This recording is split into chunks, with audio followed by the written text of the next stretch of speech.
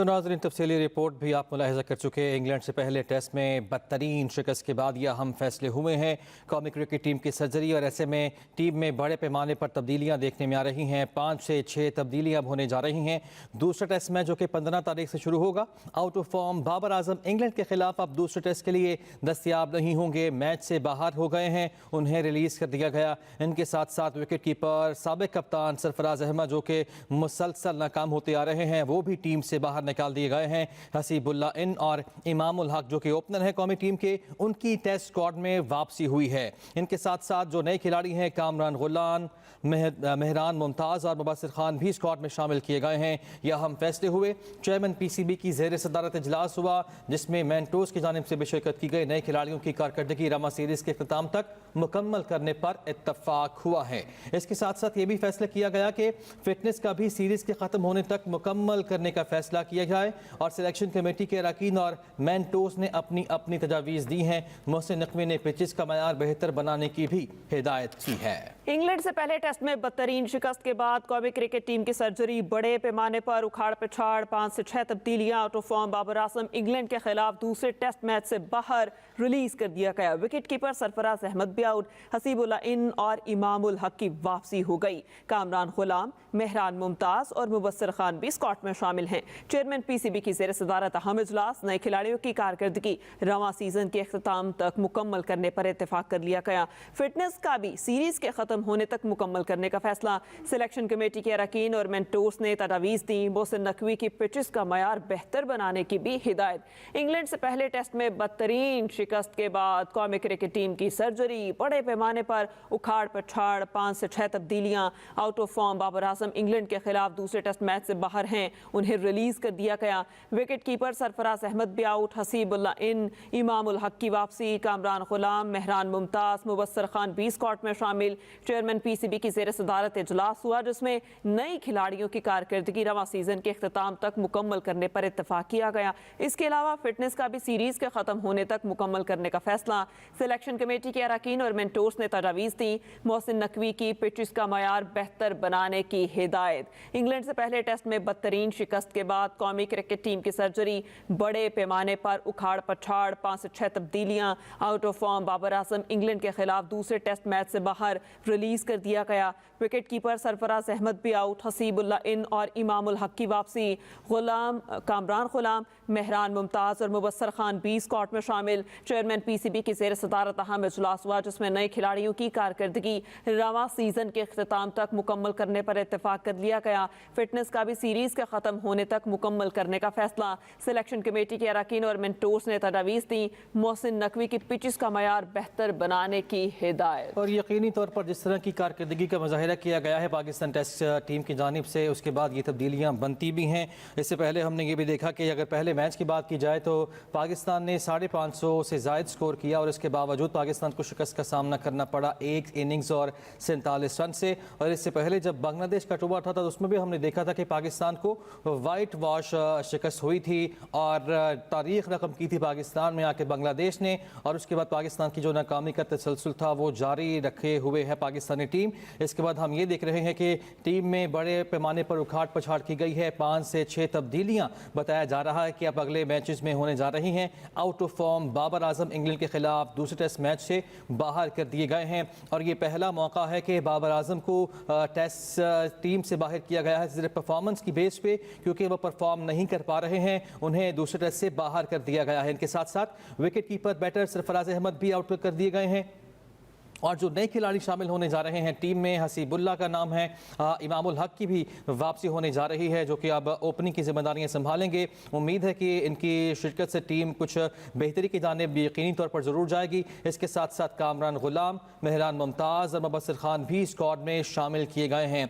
अहम इजलास हुआ चेयरमैन PCB की ज़ेर सदारत जिसमें सिलेक्शन कमेटी के अरकान ने भी शिरकत की। इसके साथ साथ जो टीम के मेंटोर्स थे उन्होंने भी अपनी तजावीज़ दी और बताया जा रहा है कि अब बाबर आजम जो हैं उनको दूसरे टेस्ट के बाहर कर दिया गया है। और इसके साथ साथ विकेट कीपर सरफराज अहमद भी आउट ऑफ फॉर्म होने की वजह से इस टेस्ट मैच से बाहर कर दिए गए हैं। हसीबुल्ला और इमामुल हक की टीम में वापसी हुई है। इसके साथ साथ कामरान गुलाम, मेहरान मुमताज़ और मुबस्सिर खान भी स्क्वाड में जगह बनाने वालों में शामिल हैं, ऐसा बताया जा रहा है। शोएबन पीसीबी की ज़ेर सदारत इजलास हुआ जिसमें ये अहम फैसले किए गए। नए खिलाड़ियों की कारकर्दगी रवां सीरीज़ के अख्ताम तक मुकम्मल करने पर इत्तफाक हुआ है। इसके साथ साथ जो फिटनेस का भी जायज़ा लिया गया था, ये फैसला हुआ है कि इस सीरीज़ के अख्ताम तक फिटनेस भी मुकम्मल हो जाए। सिलेक्शन कमेटी के अरकान और मेंटोर्स ने अपनी अपनी तजवीज़ पेश की और ये भी बताया जा रहा है कि मोहसिन नकवी ने पिचेस का मयार बेहतर बनाने की भी हिदायत की है। जी हाँ, इंग्लैंड से पहले टेस्ट में बदतरीन शिकस्त का सामना करना पड़ा पाकिस्तानी टीम को। ये कोई पहली शिकस्त नहीं है, मुसलसल शिकस्तों का सिलसिला जारी है। कौमी क्रिकेट टीम की सर्जरी और बड़े पैमाने पर उखाड़ पछाड़ है। 5 से 6 तब्दीलियां मुतवक्के हैं। Out of form Babar Azam England के खिलाफ दूसरे टेस्ट मैच से बाहर कर दिए गए, उन्हें रिलीज कर दिया गया। इंग्लैंड के खिलाफ दूसरे और तीसरे टेस्ट के लिए कौमी स्क्वाड का ऐलान कर दिया गया है। एक बार फिर आपको बताते चलें कि इंग्लैंड के खिलाफ दूसरे और तीसरे टेस्ट के लिए कौमी स्क्वाड का ऐलान कर दिया गया है। और इस पर जान लेते हैं, हमारे नुमाइंदे यूसुफ अंजुम हमारे साथ मौजूद हैं। यूसुफ, बताइएगा, कुछ तब्दीलियों की खबर तो सामने आ रही है, स्क्वाड का ऐलान कर दिया गया, कौन कौन शामिल है? जी बिल्कुल, काफी ताखीर के बाद पाकिस्तान क्रिकेट बोर्ड ने बिलाकर टीम का ऐलान कर दी, जिसमें 4 बड़े नाम बाबर आजम, शहनशाह अफरीदी, नसीम शाह और सरफराज अहमद को दूसरे टेस्ट के लिए टीम का हिस्सा नहीं बनाया गया। पाकिस्तान क्रिकेट बोर्ड की जानब जिन 16 खिलाड़ियों का ऐलान किया उनमें शान मसूद कप्तान, साउद शकीर नायब कप्तान, अहमद जमाल, अब्दुल्ला शफीक, हसीबुल्ला विकेट कीपर जिनको सरफराज अहमद के मुतबादल के तौर पर लिया गया है, कामरान गुलाम को बाबर आजम की जगह शामिल किया गया है, मेहरान मुमताज़ को इब्रार अहमद की जगह टीम का हिस्सा बनाया गया, जिसके साथ साथ मीर हमजा नसीम शाह की जगह पुर करेंगे, जबकि मोहम्मद अली, मोहम्मद हरैरा, मोहम्मद रिजवान कीपर, नुमान अली, साइम अयूब, साजिद खान, सलमान अली आगा और जाहिद महमूद भी टीम का हिस्सा है। इस बार दूसरे टेस्ट के लिए जो नई सिलेक्शन कमेटी बनी, जिसमें आकब, जवेद, अजहर अली, अलीमदार ये लोग शामिल थे, इन्होंने ये मुतफिका राय के बाद ये टीम का ऐलान किया ताकि नौजवान खिलाड़ियों को सीनियर खिलाड़ियों की जगह मौका दिया जाए। पाकिस्तान और इंग्लैंड के दरमियान दूसरा टेस्ट 15 अक्टूबर से शुरू होना है, जिसके लिए ये टीम मुंतखब की गई है। जी अच्छा यूसुफ, ये भी बताएगा कि इन तब्दीलियों से क्या फायदा होता हुआ नजर आ रहा है? देखिए, हम काफी दिनों से काफी मैचेस से हम हारते ही जा रहे हैं। 2022 की जो सीरीज इंग्लैंड और पाकिस्तान के दरमियान हुई थी, उसमें भी हमें तीनों मैचों में नाकामी का सामना करना पड़ा था। उसके बाद पाकिस्तान की जी जवाल पजीर परफॉर्मेंस है टेस्ट मैचेस में। हाल ही में बांग्लादेश ने हमें 2-0 से हराया था, जिसके बाद पहले टेस्ट में इंग्लैंड की टीम ने भी पाकिस्तान को नाकामी से दो चार किया। तो इन तमाम सूरत हाल को देखते हुए यही फैसला किया है कि नए खिलाड़ियों को टीम का हिस्सा बनाया जाए, क्योंकि जो पुराने खिलाड़ी हैं, सीनियर खिलाड़ी हैं, वो तवक्कुआत पर पूरा नहीं उतरे।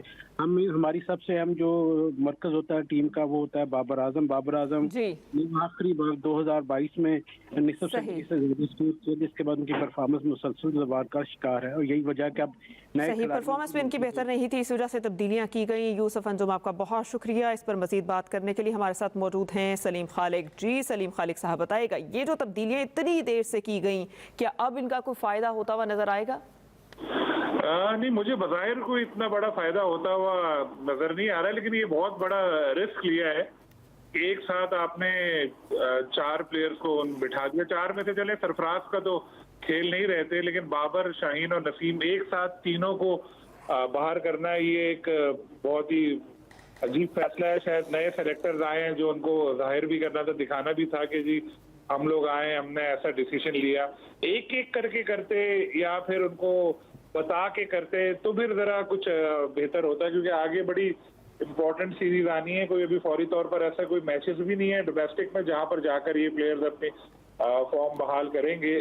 जिस वक्त वर्ल्ड कप में डिजास्टर हुआ था और जब बात हुई थी कि जो सर्जरी होगी, उस वक्त अगर इन प्लेयर्स को थोड़ा थोड़ा करके रेस्ट देते, बाहर करते, तो शायद कोई ऐसा बेहतरी नजर आती। एकदम से करके एकदम यंग लड़के आप टीम में इतने सारे ले आए और अब जब चांस मिलेगा तो जाहिर है वो प्लेयर जो भी नया खेलेगा वो बाबर के लेवल का तो नहीं होगा। बात वही आएगी कि उसके ऊपर प्रेशर बहुत होगा कि भाई उसने अगर परफॉर्म नहीं किया तो लोग यही बोलेंगे देखो जी बाबर को ड्रॉप करके इसको लेकर आ गए, तो इसने कुछ भी नहीं किया।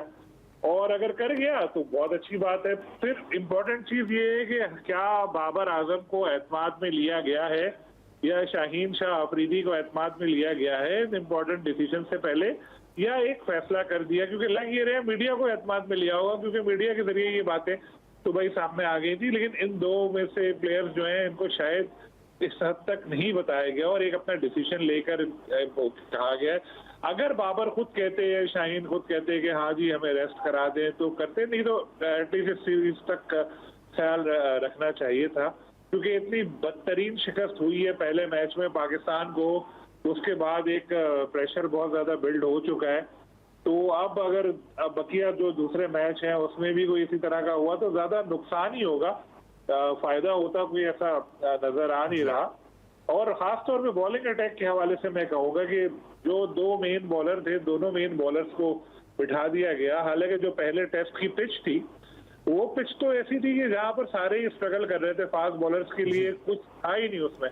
तो वहां पर अगर विकेट नहीं ली तो आप किसी को ये कह के फिर एकदम से बाहर करके जो यंग लड़के अगले मैच में खिलाएंगे, सुना है अगले मैच के लिए भी यही पिच इस्तेमाल हो रही है, पता नहीं इसमें कितने क्रैक्स पड़े हैं, क्या बिल्कुल हुआ है। ठीक है। और ऐसी सूरत हाल में आप समझ रहे हैं कि समझ से बाहर हैं ये तब्दीलियां, क्योंकि मेन बॉलर्स जो आपके और मेन जो बैटर्स हैं सीनियर, वो भी उनको टीम से बाहर किया गया। बहुत शुक्रिया सलीम खालिक हमारे साथ मौजूद थे।